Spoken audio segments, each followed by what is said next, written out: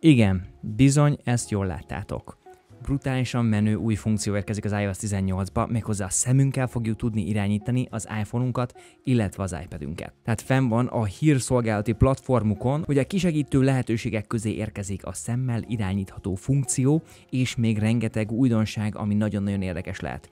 Annyi minden érkezik nekünk az iOS 18-ba, hogy már előre el kellett mondani párat, mert nem fog beleférni valószínűleg az előadásokba, úgyhogy nézzük meg, hogy mik ezek az új funkciók, amik érkeznek majd számunkra az iOS 18-as frissítéssel.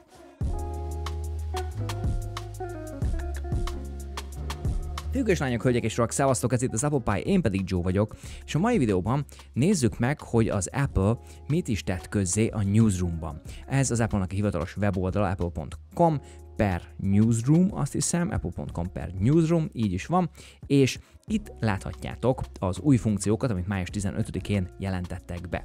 Köztük a legelső az, hogy szemmel tudjuk irányítani majd az iPhone-unkat, illetve iPad-ünket.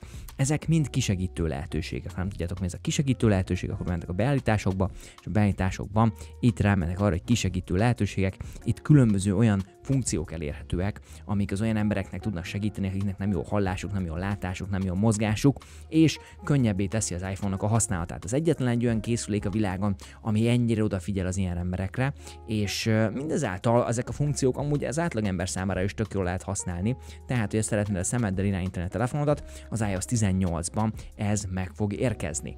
És mindemellett nem csak az, hogy ugye az iPhone-ra megérkezik, hanem az iPad-re is megérkezik, ki tudja, hogy a Mac-re megérkezik-e, az is nagyon-nagyon menő lenne, hogyha a Mac-ünket is tudnánk a szemünkkel irányítani, bár valószínűleg a kamera nézi a te arcodat, és onnan látja, hogy hogyan és miként mozog a szemed. Pontosan ugyanúgy, mint a Vision Pro-ba is. Valószínűleg ezek olyan dolgok, amiket már a Vision Pro-ból tanultak, és szépen jönnek bele a többi eszközeikbe. A Mac esetében ugye ott pedig az van, hogy nem biztos, hogy olyan Mac-ed van, amin van kamera, lehet, hogy Mac Minid van, vagy Mac Studiód, nem biztos, hogy lesz kamera, így nem biztos, hogy működni fog, ezért valószínűleg ott nem elérhető. Tehát a lényeg az, hogy itt látjátok, az iPhone-ra és iPad-re érkezik a szemmel irányíthatóság. Emellett érkezik egy olyan funkció is, hogy a zenében, hogyha elindítunk egy zenét, akkor most már ilyen haptikus visszajelzések lesz, ugye ennek a Taptic Engine-nek köszönhetően a zene vibrálni fog a zsebedbe, vagy amikor kint van, tehát hogy azok, akik mondjuk nem hallanak annyira jól, azok is részesei tudnak lenni a zenei élménynek, és mindemellett ez egy nagyon-nagyon menő kis funkció lehet, ami valószínűleg nagyon-nagyon hasznos lesz.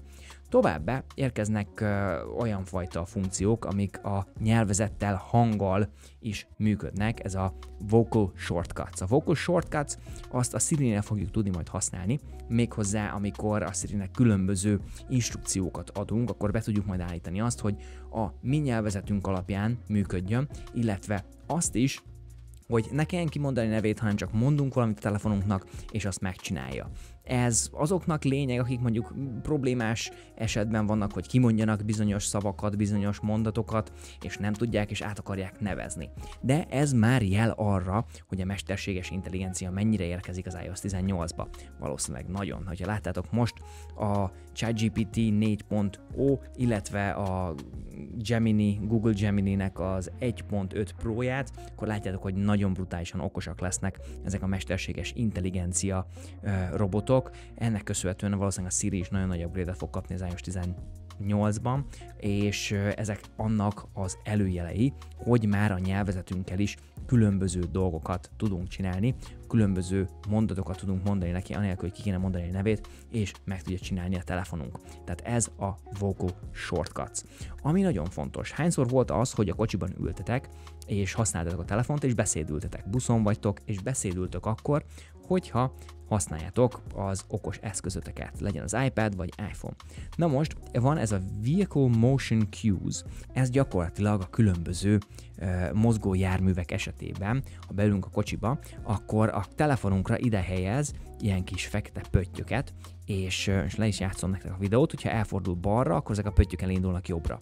Ha elfordul a kocsi jobbra, akkor elindulnak a pöttyök balra, hogyha gyorsít, akkor hátra, ha fékez, akkor meg előre. És ez abban fog segíteni, hogy amikor nézed a telefonodat az autóban, akkor nem fog megjelenni, előjönni nálad ez a rosszul lét, a szédülés, vagy legalábbis ennek a kockázatát csökkenti. Ezek az ilyen apróságok, nagyon-nagyon finom apróságok, amikre nagyon odafigyel az Apple, és az, hogy te tudod nyugodtan használni suliba menet a buszon a telefonodat, és ne szédüljél be tőle, egy ilyen funkció elérhető lesz, és be tudod kapcsolni, és onnantól kezdve nem lesz problémád azzal, hogy el szeretnéd olvasni a reggeli híreket.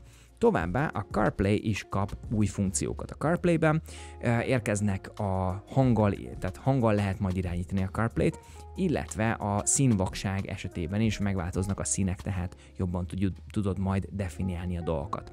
A hangfelismerés szempontjából is érkezik update, tehát hogyha nem annyira jó a hallásod, a kocsid igazából képes lesz arra, hogy érzékelje, hogy hallja, milyen hangok vannak körülötted. Tehát, hogyha jön mondjuk egy mentő, akkor a mentőnek a hangját fel fogja ismerni, és a kocsi küld neked egy értesítést, hogy érkezik egy mentő. Ugyanígy a duda hangszóval, stb. Tehát, hogyha nem vagy top a hallásban, akkor a CarPlay neked egy tökéletes megoldás lesz, mert a kocsid, illetve a telefonod jelezni fogja, hogyha bármilyen fajta különleges hangok vannak körülötted. Mindemellett érkeznek például a nagyítóba is egy felismerő mód, egy detection mód, illetve a nagyító is bekerül a művelet gombok közé, tehát hogyha szeretnéd használni a nagyítót, akkor meg tudod most már be tudod állítani, hogy az akció gombbal, vagy a művelet gombbal el tud indítani gyorsan. A Braille, tehát a vakoknak az írás is kap új inputokat, köztük a japán nyelvet, és hát sokkal jobban fog működni. Nem tudom, hogy ez hogyan működik jelenleg, vagy miként működik, de itt kap frissítést. Továbbá lesz egy úgynevezett hover typing. Ez a hover typing, ennek nem tudjuk még a magyar megfelelőjét, ez a lebegő írás igazából. Ez azt jelenti, hogy akiknek nem annyira jó a látásuk, és elkezdenek egy különböző szövegboxba beírni szöveget, azoknak egy ablakban meg fog jelenni nagyban, hogy éppen mit írnak. Ez azt jelenti, hogy nem feltétlen kell szemüveget felvenned, akkor, hogyha nem látsz annyira jól, de szeretnél gépelni a telefonodon. Akik beállították a personal voice, tehát a saját hangot, azoknak most már elérhető lesz kínaiul is ez a nyelv, illetve új fajta motor fogja üzemeltetni ezt az egészet, és sokkal természetesebb lesz a hangzása a personal voice-nak. Különböző switch control, voice control, hanggal irányíthatóság érkezik bele, illetve az Apple megünnepli a rokkantsági napot, ami májusban szokott lenni. Ezek már mind iOS 18-as frissítések. Hogyha ezek most jöttek, akkor mi lesz itt júniusban? El sem tudom képzelni. Azt viszont el tudom képzelni, hogy az iPhoneMagyarország.hu-n mi van, hogyha szeretnél bármilyen tokot, töltőt, tartót, akkor azt ott megtalálod, illetve hogyha szeretnél a telefonoddal játszani, mert tudom, hogy szeretnél játszani, akkor itt van ez a kontroller, az egyik legjobb kontroller jelenleg az iPhone-odhoz. Használd az Apple Pie kuponkódot, és 15%-ot kapsz minden termékárából. Szóval fiúk és lányok, kíváncsiak, hogy ti mit gondoltok, ti milyen funkciót szeretnétek látni az iOS 18-ban, ez az egyik legnagyobb frissítés lesz az iOS-ek világában, amit valaha kaptunk, tehát az iOS 7 az kutya füle volt ahhoz képest, ami most érkezik nekünk, a telefonunk fel fog robbanni, olyan okos lesz, érkezik a Siri, az új mesterséges intelligencia Siri, és nem láttátok még volna az új ChatGPT-t, teljesen elképesztő, hogy mit tud. Szerintem vagy ChatGPT lesz beépítve, vagy pedig Google Gemini lesz beépítve az iPhone-okba. Úgyhogy kíváncsian várom az új generációs iPhone-okat, június 10-én érkezik, természetesen élőben közvetítem. Nagyon szépen köszönöm, hogy megnéztétek ezt a videót, következő videóig vigyázzatok magatokra. Én Joe voltam, az Apple Pie-ban. Szevasztok!